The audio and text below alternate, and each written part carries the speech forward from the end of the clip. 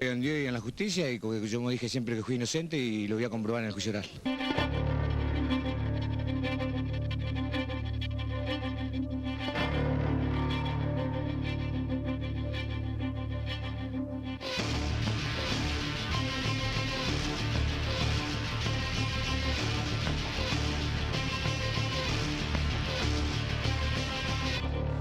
Carlos Monzón pasó más de un año en prisión preventiva en la Unidad Penal 15 de Batán y comenzó a ser enjuiciado el 26 de junio de 1989. El debate oral se extendió en este Palacio de Tribunales hasta el 3 de julio de ese mismo año durante 8 jornadas que fueron llevadas adelante por un tribunal local. Su presidenta era la doctora Alicia Ramos Fondeville, quien había llegado a ser magistrada con la vuelta de la democracia. Desde el año 84, con el retorno de la democracia, a mí me ascendieron. Claro. Y bueno, así que hacía 5 años. Y en esas circunstancias, o en esas épocas, los magistrados tenían otro tipo de intervención en la etapa de instrucción. Había en vigencia otro código procesal. Entonces estuvimos un par de veces para hacer una inspección in situ, y uno de los periodistas me decía, ¿qué quiere decir in situ? Por supuesto que lo decía irónicamente, ¿no? Claro. Y seguramente que si hubiese sido solo por los testimonios, se hubiese intentado inclinar la situación a favor del boxeador. Y claro, que testimonialmente no hubo nada valioso. Por ejemplo, lo del cartonero Báez, totalmente desechable, ¿no? Porque en realidad después supimos que él había sido boxeador y que le tenía mucha rabia a Monzón. Entonces declaró en su contra, obviamente, como que él estaba por el barrio con la noche que llegaron del Club Peñarol o de la salida que habían hecho, y que había visto toda la escena que transcurrió en el jardín, ¿no? Donde la traía a los sopapos limpios. Pero no nos sirvió para nada eso. Lo que fue fundamental fueron las pericias, porque inclusive se cambió el modo de realizar las autopsias a raíz de este juicio. Acá se hacían se hacía un examen clínico del cuerpo de la víctima, ¿no? Pero cuando se hizo la segunda pericia, que la hizo la morgue judicial de la Nación, se abrió el cuerpo en copas de champán. A partir de ahí se empezaron a hacer todas las pericias así. Y ahí aparecieron, bueno, se extrajeron los tejidos y se vio toda la destrucción que había en el cuello, producto de la mano de Monzón, creo que tenía algo de 15 kilos, en ese cuellito tan frágil que era el de Alicia Muñiz, ¿no?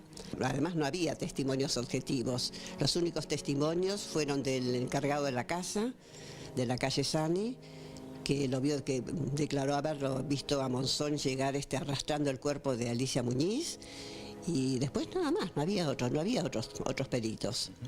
El dueño de la casa había desaparecido, no estaba en ese momento, así que no había testimonios realmente. Usted nos cuenta que se preparó especialmente y lo que queremos es tal vez que pueda recordar si le exigió cosas más allá de su formación hasta ese momento. Ya tuve que estudiar anatomía y fisiología, por supuesto, claro que sí, claro que sí. Pero el juicio no fue difícil realmente, estaba muy claro, sí, estaba muy claro. En ese contexto entonces, aprovecho y le pregunto, ¿por qué si el fiscal pidió 18 años, fueron finalmente 11 los de la condena? Bueno, porque yo he sido una jueza no condenatoria, sino que no quería que los hechos permanecieran impunes. Pero no me interesaban las condenas altas, realmente. Así que por eso pusimos como atenuante que las mismas circunstancias que lo habían llevado al top de la fama, a raíz de su condición de campeón del mundo, eran las que, es decir, la violencia. Monzón creció gracias a la violencia y en un medio violento. Y bueno, fue la violencia la que lo llevó al cenit, digamos, de la fama, y la que lo precipitó también, ¿no? Luego. ¿Cómo eran las circunstancias más allá de las jornadas de audiencia, de lo que duraban las audiencias? ¿Tuvo contacto con la familia de Muñiz, por ejemplo, durante el periodo de juicio? Para nada, para nada. No, para nada. Y al revés, con el entorno del boxeador, hay que pensar justamente lo que usted describe como una figura exultante, con un entorno muy influyente, que además, digamos, por esta cuestión de la presencia de la violencia, tal vez da para pensar que generar algún tipo de peso en la tarea que realizan. No, para nada, a mí no me presionaba en absoluto, sí, no, y las opiniones tampoco, porque había gente que me esperaba a la entrada de tribunales. Todo lo que no aportaron los testimonios lo pudo develar gracias a los peritajes, sobre todo a los de la autopsia. Eso lo aseguró también la doctora Ramos Fondeville, quien dejó claro que no recibió presiones durante el proceso más allá del carácter de figura pública de Carlos Monzón. Sin embargo, la noche en la que dieron a conocer el veredicto debieron utilizar esta salida alternativa que ya está en desuso en el Palacio de Tribunales y también debieron pedir custodia.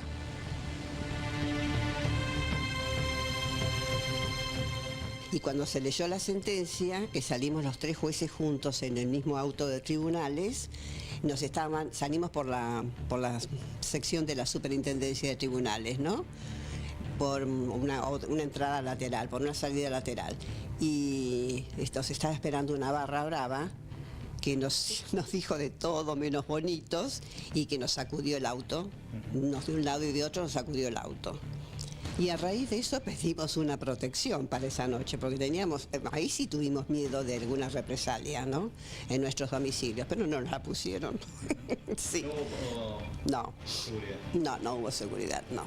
¿Y sintió esa presión durante el transcurso del juicio, más allá que no haya influenciado en el resultado? Mi cabeza estaba puesta en el juicio, prescindente totalmente del entorno, sí, en un sentido o en el otro. Totalmente puesta en el juicio. A partir de este hecho y además de lo que usted contaba sobre la práctica de la medicina necrológica, ¿hubo otros cambios en nuestra cultura, en nuestra sociedad, incluso en el ámbito de la ciudad de Mar del Plata? Sí, hubo cambios muy notables a raíz de ese juicio.